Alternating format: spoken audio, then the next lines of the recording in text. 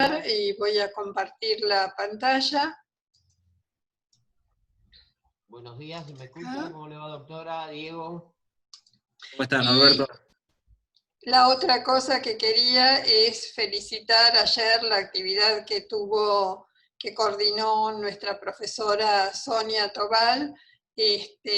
Yo estaba en otra Zoom, pero lo voy a ver después, y me dijeron que fue muy bueno, sobre las distintas, los aportes de la medicina complementaria y la naturopatía. Lo voy a ver y después lo voy a comentar. Bueno, en honor al tiempo vamos a empezar, y el tema que nos convoca hoy es el dolor crónico. A ver si lo puedo, ahí está.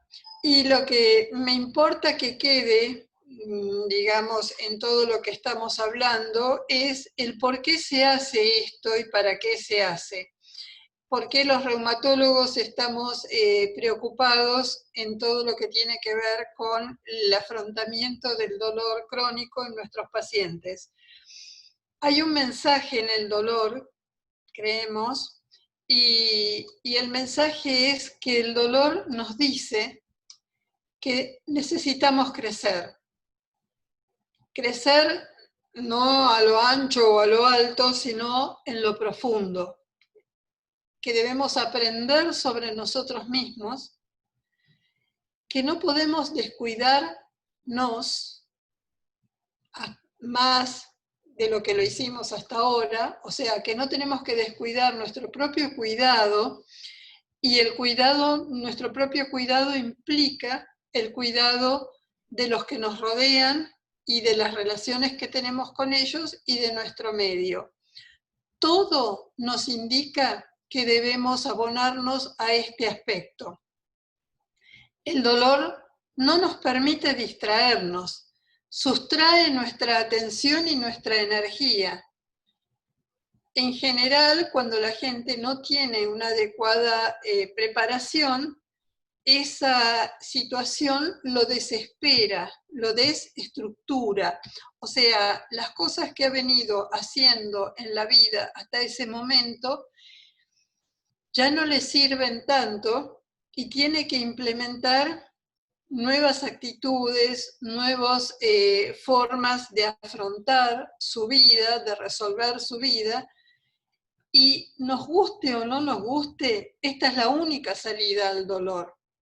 O sea, crecer como individuos, crecer como ser humano que tiene algo más allá que lo biológico. O sea, creo que el dolor nos hace conscientes de que no solo somos un cuerpo, sino que también tenemos los aspectos emocionales, cognitivos, espirituales, a los que debemos incorporar a nuestro ser biológico para poder superar el dolor. Y este es el mensaje más importante, más profundo, el que cada vez que algo nos duele debemos recordar.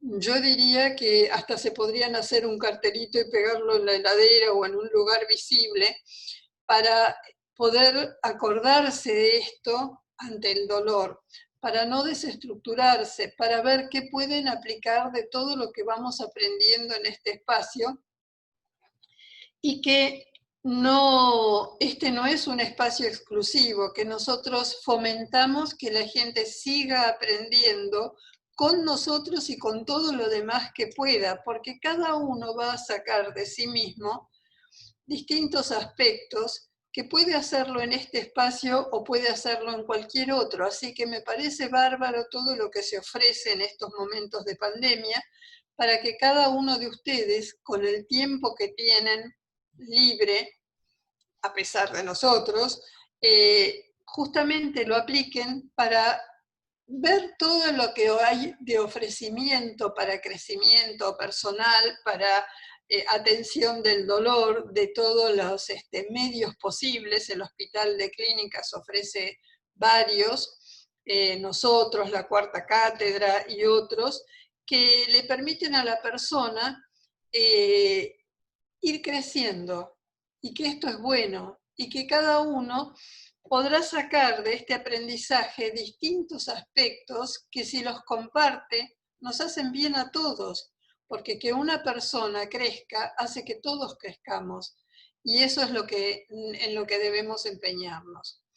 Bueno, siguiendo con la charla, nosotros nos ocupamos de dolor porque es la mayor parte de la consulta reumatológica está condicionada por el dolor. Es el 86% de la consulta según los estudios españoles. Nosotros no tenemos estudios nacionales sobre consulta por dolor.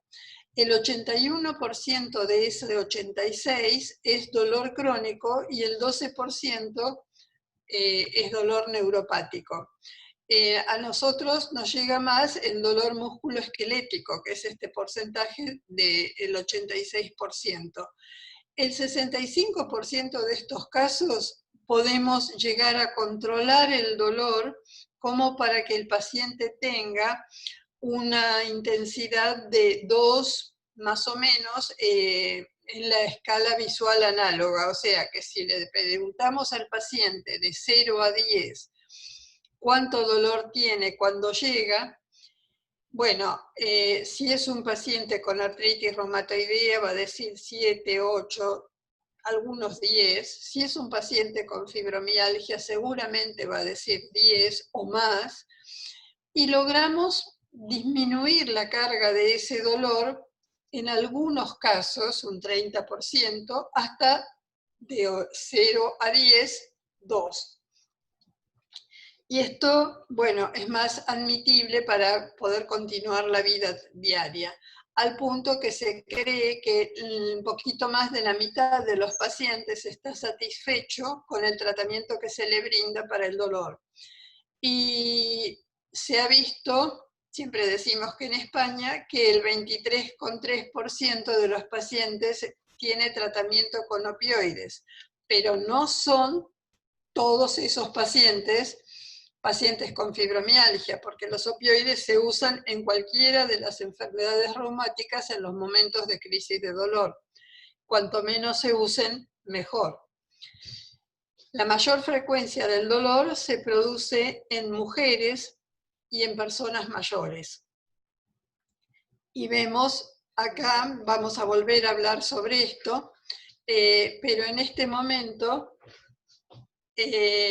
lo que tenemos es que diferenciar entre dolor agudo y dolor crónico. La vez anterior habíamos hablado de dolor agudo. El dolor agudo aprendimos que es un daño identificable o algo localizado, que nosotros sabemos qué es lo que nos está doliendo, que en general se resuelve solo, el cuerpo tiene sus herramientas para resolverlo, y que hay cambios generales cuando se produce el dolor, como la taquicardia, el aumento de la frecuencia respiratoria, la hipertensión, que son producto de la acomodación al dolor que tiene nuestro sistema nervioso autónomo para poder soportar ese dolor. Hay sudoración, hay dilatación de la pupila, la persona se pone pálida, son todos fenómenos concomitantes con el dolor, si el dolor es intenso, y que en la medida que se va resolviendo van a ir desapareciendo. En cambio, el dolor crónico es prolongado en el tiempo, los síntomas son diferentes a los que se produjeron por la lesión inicial. Y los síntomas son tanto somáticos como psiquiátricos. Este es un punto importante porque nadie puede tener dolor 3 meses, como se pide para la fibromialgia, 6 meses para el dolor crónico de otro origen, y no tener alguna afectación del humor, depresión, ansiedad, lo que fuera. Muchos pacientes se enojan cuando se les dice que hay un aspecto psicológico del dolor, pero si no aceptamos ese aspecto y lo incorporamos al tratamiento y a la concientización de lo que le está pasando a cada uno, se reduce la efectividad del tratamiento farmacológico del dolor biológico. Entonces, hay que incorporar que somos uno, que nadie puede tener 6 meses de dolor y estar contento y estar celebrando, sino que va a estar ansioso, va a querer saber por qué, cómo lo resuelve, o va a estar deprimido cuando siente que ya no hay nada que pueda hacer que le pueda mejorar el dolor. Entonces, estos son aspectos que debemos incorporar al dolor crónico, tanto los médicos como los pacientes. Es difícil describir el dolor crónico, ¿no? Porque no tiene los síntomas estos que decíamos de sudoración, de dilatación de la pupila, de aumento de la frecuencia cardíaca, respiratoria. No, ya el sistema nervioso autónomo claudicó, ya no está respondiendo como algo nuevo. Se adaptó. Y entonces el paciente tiene dolor sin estos síntomas y por eso con el tiempo va perdiendo a veces la memoria de cómo empezó. Aunque algunos pacientes son muy precisos y nos pueden dar fecha y hora de cuando empezó el dolor, la mayoría es como que hace muchos años. Y uno le pregunta, ¿muchos años cuánto? Y mucho. Mucho 1 año, mucho 5 años, mucho 10 años, y el paciente nos dice, sí, ¿sí qué? ¿No? O sea, para poder evaluar el dolor, los médicos necesitamos saber cuánto hace que le duele, cómo empezó y cómo se fue desarrollando, qué aspectos de la vida cotidiana hacen que aumente el dolor, y cómo se las arregla el paciente por su cuenta para que ese dolor disminuya. Y así poder entre los dos trabajar en conjunto. Aceptar que el dolor crónico produce depresión, produce postración, es un reflejo animal. Ustedes si tienen un gatito o un perrito van a ver que cuando está mal, se recluye a algún rincón protegido y no sale hasta que se mejora. Lo mismo nos pasa a nosotros, tratamos de escondernos, inconscientemente no lo sabemos, pero de quitarle cualquier otra atención a la vida cotidiana para que el cuerpo, con los mecanismos de reparación, de autorreparación que tiene, se pueda ocupar de eso que nos pasa. Y a veces, pese a eso, no es suficiente. No es suficiente porque el dolor crónico no es un dolor reparador o protector. Es un dolor vicioso, es una alteración. Y entonces no alcanza solo con quedarnos quietos. También nos produce insomnio. Es difícil que una persona pueda dormir si está con dolor. Altera el carácter, nos pone agresivos, irritables, con respuestas inadecuadas. Y bueno, todo esto es consecuencia de un estado permanente de desagrado, de molestia por ese dolor. Esas son las diferencias entonces entre dolor agudo y dolor crónico. El dolor agudo se produce en general por fenómenos inflamatorios, o sea, ante una lesión. En cambio, el dolor crónico se produce porque ha habido una alteración de los mecanismos de procesamiento del dolor, tanto los que suben hasta el cerebro ante el estímulo doloroso, como los mecanismos descendentes que inhiben la percepción del dolor. Se alteran los dos. Entonces se produce, digamos, un dolor que no es útil para protegernos y que nos altera bastante, ¿no? De esto es de lo que nos vamos a ocupar a partir de este momento. Las vías del dolor agudo son vías rápidas para proteger la vida. Las vías del dolor crónicos son vías lentas que se digamos, estimulan y con el tiempo se sostiene el dolor por sí mismo.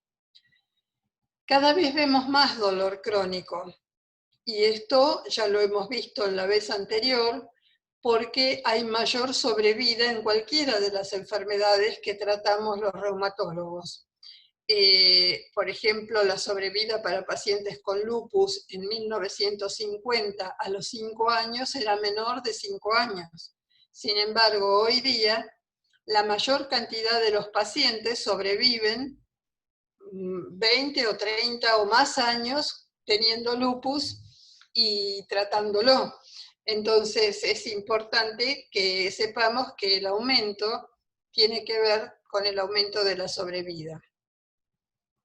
Con las condiciones de la vida, como estuvimos viendo la vez anterior, que son agitadas, que no nos dan tiempo para nosotros, que nos mantienen en un estado de continua ansiedad y apuro, o sea, un estado de estrés. Cuanto más estrés tenga, más se activan las señales de alarma, más posibilidad hay que yo tenga un dolor agudo y más posibilidades hay que ese dolor agudo se transforme en dolor crónico porque tengo poco tiempo para atender las condiciones que me ayudarían a mejorar el dolor agudo. Entonces ese dolor persiste, y yo sigo insistiendo en cumplir con mis obligaciones de la vida, lo cual no está mal, pero al no darle tiempo a mi organismo para la autorreparación, el dolor agudo tiende a perpetuarse. Hay diferentes tipos, como habíamos visto, del dolor somático o visceral. A nosotros en reumatología más frecuentemente nos toca ver el dolor de músculo esquelético, y como dijimos, es un dolor positivo. En cambio, el dolor crónico se inició por una causa primaria, a lo mejor de somática, pero se ha producido se ha producido una disfunción del sistema nervioso central o periférico que transmite el estímulo doloroso, y a veces ya las vías están alteradas y siguen activas, aunque ya no haya el estímulo, haya dejado de haber el estímulo inicial, lo cual simula una alerta de daño de los tejidos que ya no está. Eso produce confusión, tanto en el paciente como en el médico que no está avesado en estos aspectos. O sea que el dolor neuropático es un mal funcionamiento de la alarma de seguridad del organismo y es un dolor equivocado, un dolor erróneo, un dolor que no nos ayuda a protegernos, sino que nos produce daño. Una manera sencilla de distinguirlos es que el dolor somático, con la estimulación táctil, ya sea que frotamos, acariciamos, abrazamos, va a aliviar, ¿no? Y eso lo vemos fácilmente cuando una enfermera va a dar una inyección, distrae la atención de los receptores haciendo pequeños golpecitos antes de producir el dolor de la inyección. En cambio, en el dolor neuropático, el dolor crónico, la estimulación táctil empeora, o sea, el paciente puede sentir dolor al mínimo contacto.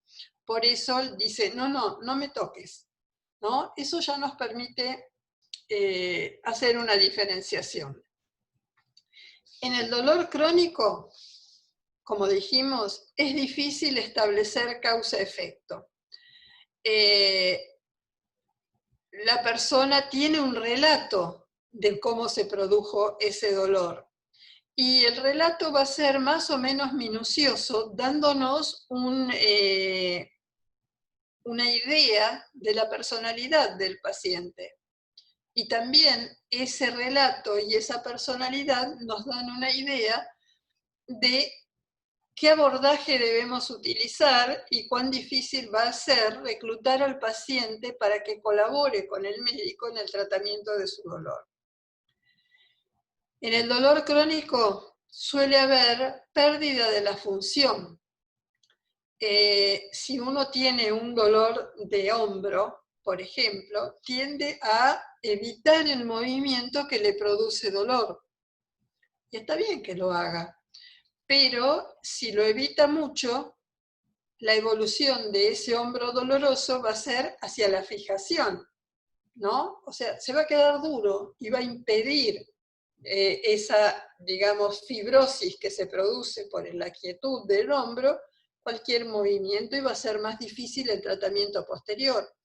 Entonces, hay que tener cuidado e indicarle a ese paciente tempranamente qué movimientos sí puede hacer. Y como regla general, le decimos a los pacientes que traten de moverse todo lo que puedan en cuanto a dimensión del movimiento sin que produzca dolor. O sea que si elevar el miembro hasta arriba de todo me produce dolor, que trate de llevarlo hasta un poco antes de que me produzca dolor, pero no que no lo eleve, porque si no se va a fijar.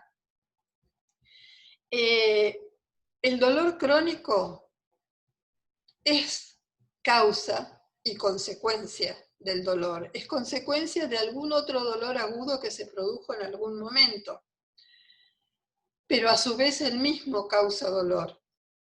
O sea, el dolor crónico va a producir dolor por contracturas musculares, por falta de movimiento, por movimientos bruscos, porque como tiende a la fijación, cuando nosotros hacemos un movimiento brusco va a producir dolor. En general el paciente ha visto varios médicos. Nosotros hemos hecho un trabajo que, digamos, los pacientes llegan a nuestro servicio cuando ya han visto 6,5 médicos, es un valor estadístico, no es que lo vieron por la mitad del médico, antes de llegar al servicio de reumatología.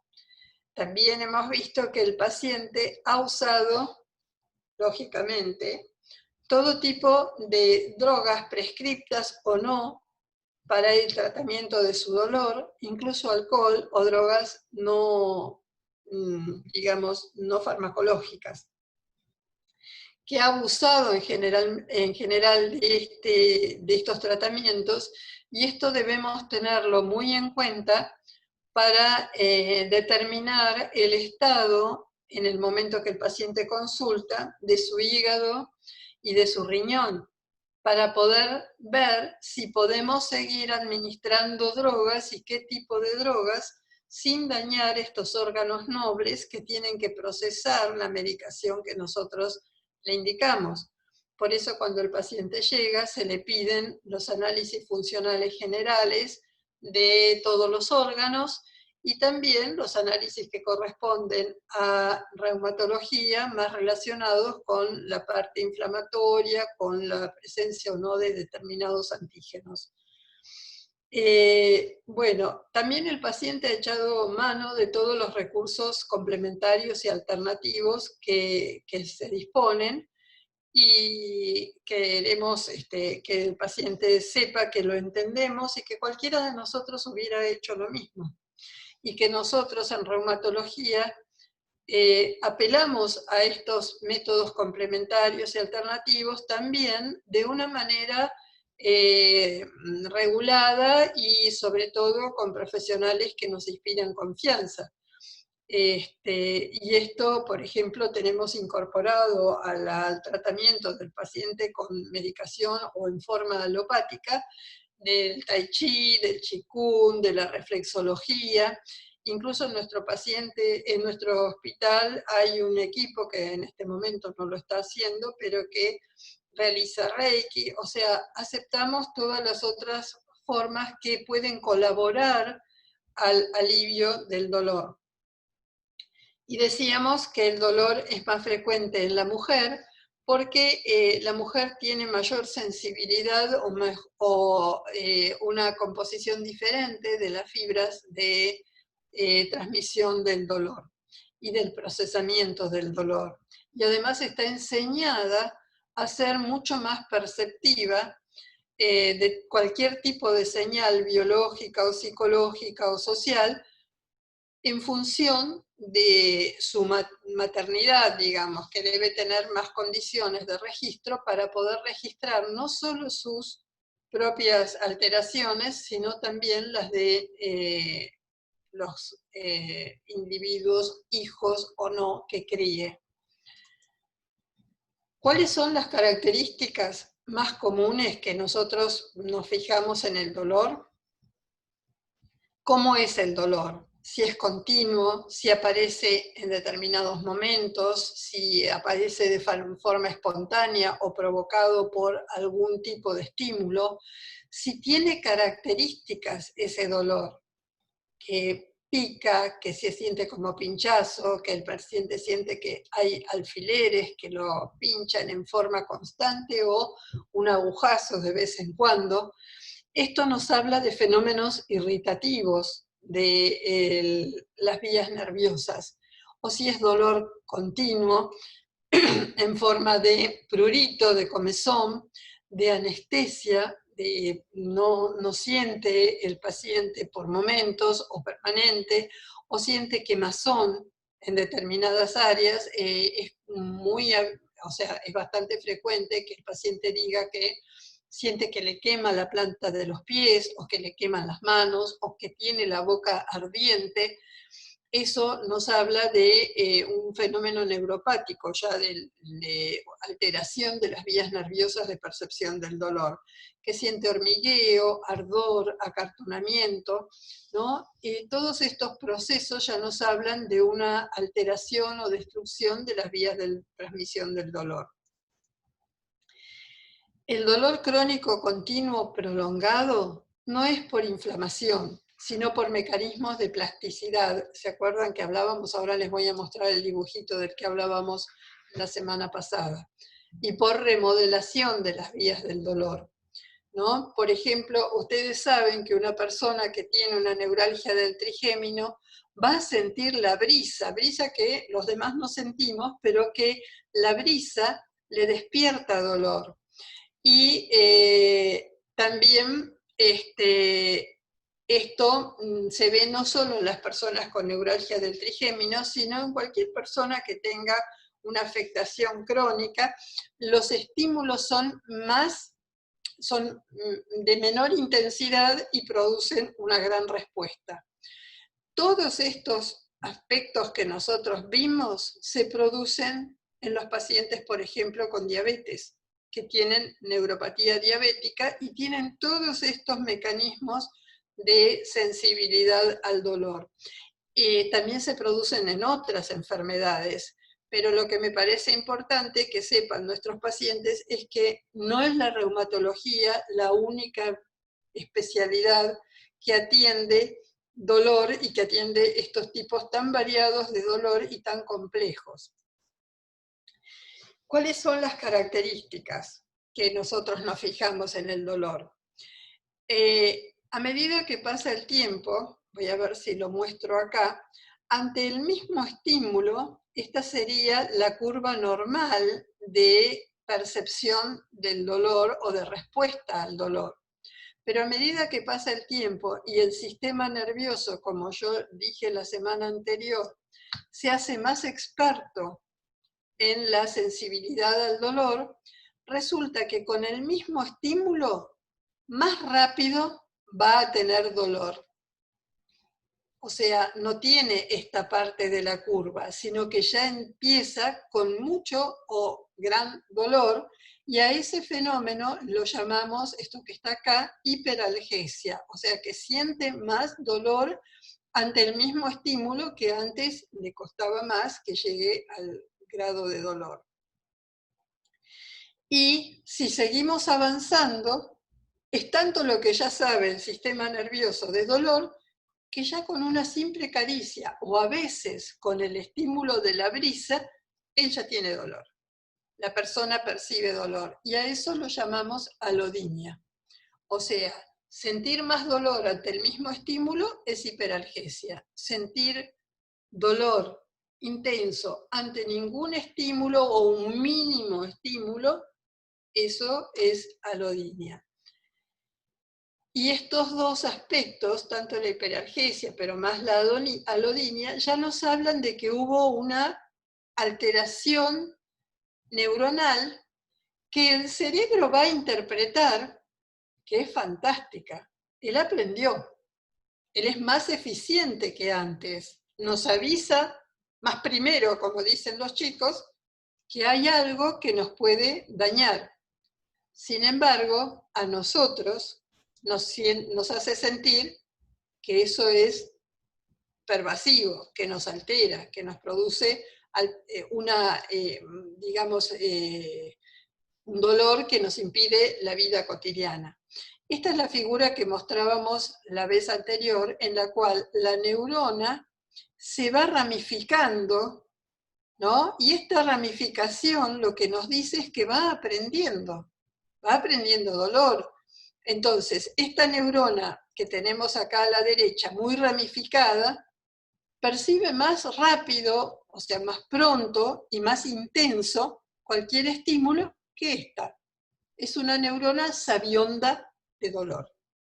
Lo cual el cerebro interpreta como fantástico, porque él ahora sabe mucho de eso, pero a nosotros esa neuroplasticidad, que es como se llama ese proceso, no nos es tan simpático ni nos permite la vida común. ¿Qué factores influyen en la cronificación del dolor muscular? El género, como dijimos, las mujeres percibimos más el dolor, por eso que expliqué. Ante el dolor tenemos un reflejo medular, o sea, que no espera hasta que llegue arriba, sino que responde enseguida a nivel del lugar donde se produce el dolor en la médula, y genera contractura o espasmo muscular, o sea, tiende a dejar quieto el lugar. Si ese lugar de dolor es una articulación, se van a contracturar todos los músculos de alrededor de la articulación para evitar que la articulación se mueva y pueda repararse. Y esto es muy bueno en un principio, pero es como el agua. Necesitamos el agua para vivir, pero mucha agua nos ahoga. Bueno, todo en la vida tiene más o menos, sigue esta regla, ¿no? O sea, cuando el proceso es exagerado, a veces resulta pervasivo. Se van sensibilizando los nociceptores, o sea, aquellas vías de transmisión del dolor que están en la parte de los músculos alrededor de la articulación, se producen cambios, o sea, va a haber más cantidad de desarrollo de sustancias que permiten la transmisión del dolor, o sea, de todo lo que son los neurotransmisores, que van a la primera neurona del ganglio simpático que está alrededor de la columna vertebral, y que va a transformar esa señal química en una señal eléctrica que va al cerebro. Y también hay factores genéticos. Hay gente que es más fuerte ante el estímulo doloroso, lo tolera mejor, se la banca mejor, y hay otros más sensibles. Y también hay un aprendizaje cultural, como decíamos la otra vez, sobre lo que ese dolor significa. Muchas culturas, en los ritos de pasaje del niño al adolescente o adulto, tienen rituales de tolerancia, de aguante del dolor, a ver cuánto aguanta, es más fuerte o más grande o más macho si más aguanta el dolor. Bueno, son formas de aprendizaje cultural que no están ni bien ni mal, han sido así a lo largo de la historia. La mujer tiene hasta 50% mayor de, o sea, es más sensible al dolor frente a la presión muscular que el hombre. Y esto es más en la edad en que la mujer está fértil, ¿no? Debe ser una medida de protección de la especie en ese momento. Y además, las mujeres nos quejamos más del dolor. Nos gusta contar, ¿no? Hay una uno de esos memes que dice: Dios mío, a medida que venga vieja, no permitas que cuente todo lo que siento, para no transformarme en alguien pesado, ¿no? Bueno, las mujeres solemos contar más lo que nos pasa. El hombre está educado para aguantársela, para mostrarse fuerte.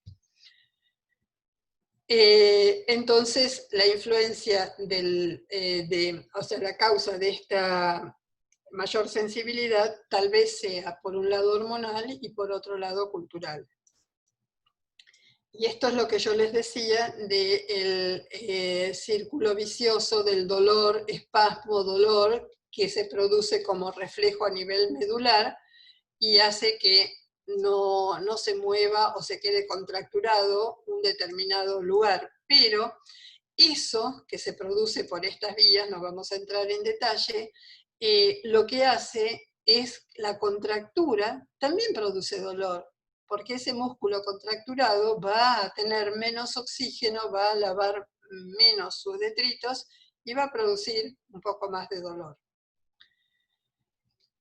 ¿Por qué nos ocupamos tanto de un tiempo a esta parte, hace 20, 22 años que hacemos esto en el servicio de reumatología? Porque el resultado de los tratamientos nos muestra que el tercio de los pacientes tiene síntomas que no se alivian, que hay una serie de actividades que no pueden realizar a partir de tener dolor, y que por el hecho de no saber cómo va a ser mañana ese dolor, el paciente siente mucha incertidumbre, incluso para programar su actividad o para sentirse que tiene la posibilidad de acometer aquello que le toca hacer. El tratamiento y estos aprendizajes que hacemos nos permite establecer perspectivas reales, o sea, proponerse, nosotros hablamos dentro de las estrategias de afrontamiento de plan A, plan B, plan C, y eso nos permite que el paciente siempre tenga una alternativa sobre algo que puede hacer el día siguiente. Y le enseñamos estrategias de afrontamiento del tipo de terapia cognitivo-conductual, que son muy útiles y que le permiten sentirse partícipe, de sentirse protagonista de aquello que le pasa y no víctima. El que es víctima no tiene esperanza de poder hacer él algo por sí mismo, sino como que todo depende de afuera o de otro, y eso no es bueno. Al tratamiento medicamentoso sumamos técnicas para interpretar y manejar los síntomas. Si uno sabe lo que le pasa, está más tranquilo que si uno siente que algo le pasa y piensa que tiene un alien adentro. No sé si recuerdan la película, pero lo desconocido asusta.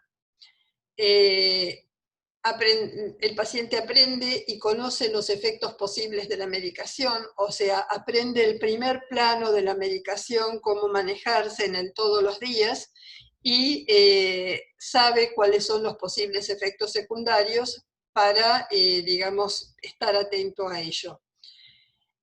Aprende a ser un resolvedor de problemas. Mucha gente, por ignorancia, porque no se le enseñó, porque lo ha olvidado, o porque está tan victimizado ante su dolor que no se siente capaz, no sabe cómo arreglarse con los desafíos comunes de la vida cotidiana. Y bueno, le vamos dando estrategias para poder hacerlo, formas de resolver los problemas comunes que se presentan, tanto formas concretas, o sea, de resolver los problemas, como también formas para estrategias que tienen que ver más con lo emocional y con, digamos, los aspectos espirituales, que son muy útiles en el tratamiento del dolor.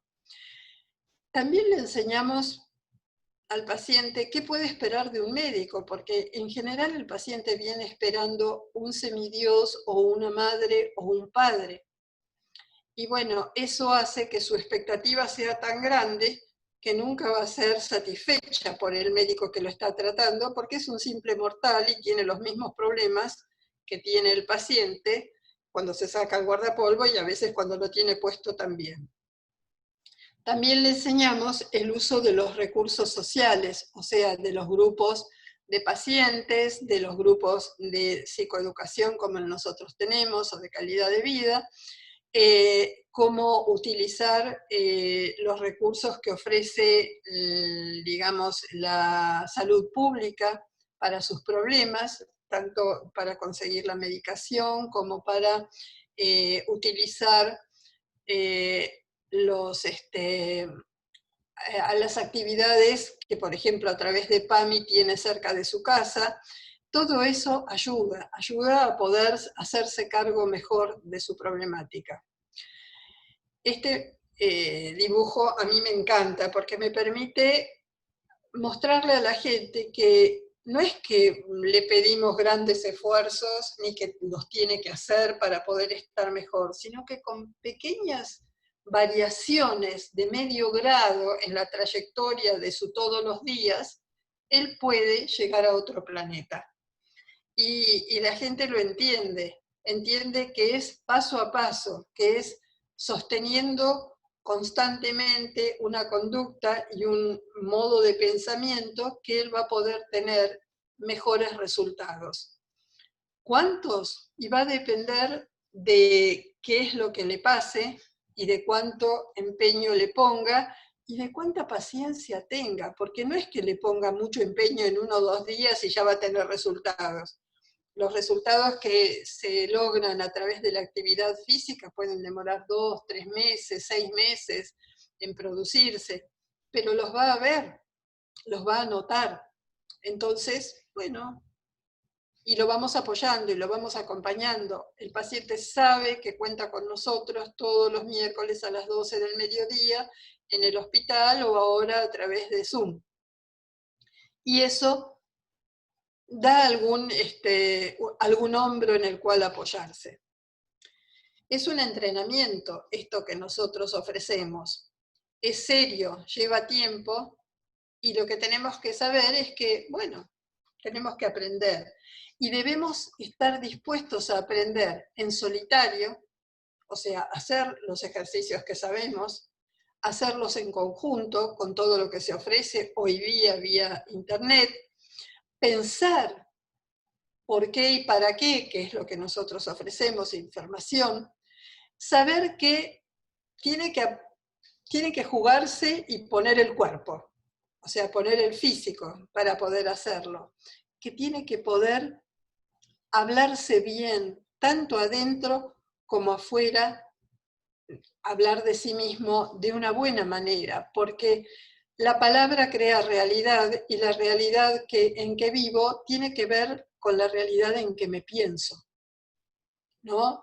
Yo siempre les digo a los pacientes que tienen que poder mirarse a los ojos en el espejo con aceptación y con cariño, que eso no pasa a veces al principio, pero vamos a intentarlo.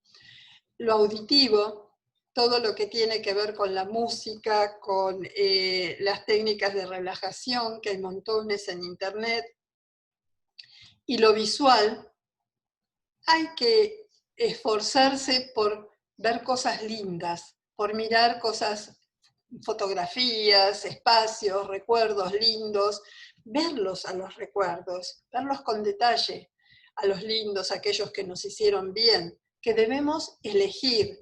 En todos estos aspectos debemos elegir hacia dónde apuntamos, porque nadie va a ser llevado a la rastra a un mejor lugar y disfrutarlo, sino que tiene que ir voluntariamente. Fíjense que el día de hoy no se aceptan ni tratamientos psiquiátricos ni internaciones psiquiátricas forzadas, porque si no contamos con la voluntad del paciente, es inútil todo lo que se haga y se diga o se ofrezca. Entonces, le proponemos sumarse. Y bueno, por alguna de estas vías el paciente va empezando, ya sea por las charlas, ya sea por la tai chi, ya sea por el tratamiento, por compartir con los otros pacientes, ya sea en su casa pensándola bien y eligiendo qué cosas va a tomar para su vida. sabemos que todo esto de lo que venimos hablando va a generar ansiedad y depresión.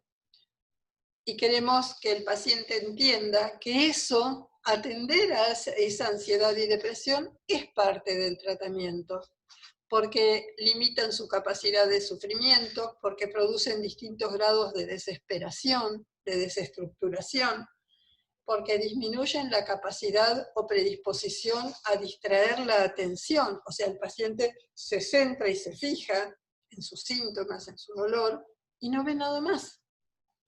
Y yo estuve una vez en una época iba a visitar tribus aborígenes, y los tupí guaraní son uno de los más primitivos de nuestros aborígenes americanos, y ellos, el chamán decía que uno está enfermo cuando el síntoma va por delante y tapa toda la visión, que el trabajo del chamán era poder reducir eso y poder ponerlo a un costado para que el paciente o la persona que estaba poseída o enferma pudiera ver todo lo demás que había en la vida. Es muy simple, pero es muy profundo y es mucho de lo que tratamos de hacer. Y si no contemplamos estos aspectos también, no se logra la analgesia adecuada. Así que, bueno, esa es nuestra proposición, ese es nuestro trabajo, y pedimos a todos los pacientes, o ofrecemos a todos los pacientes con dolor, sobre todo dolor crónico, que se incluyan y nos acompañen, o los acompañamos, les ofrecemos acompañamiento en esta difícil pero no imposible tarea. Recién estamos empezando y vamos a continuar.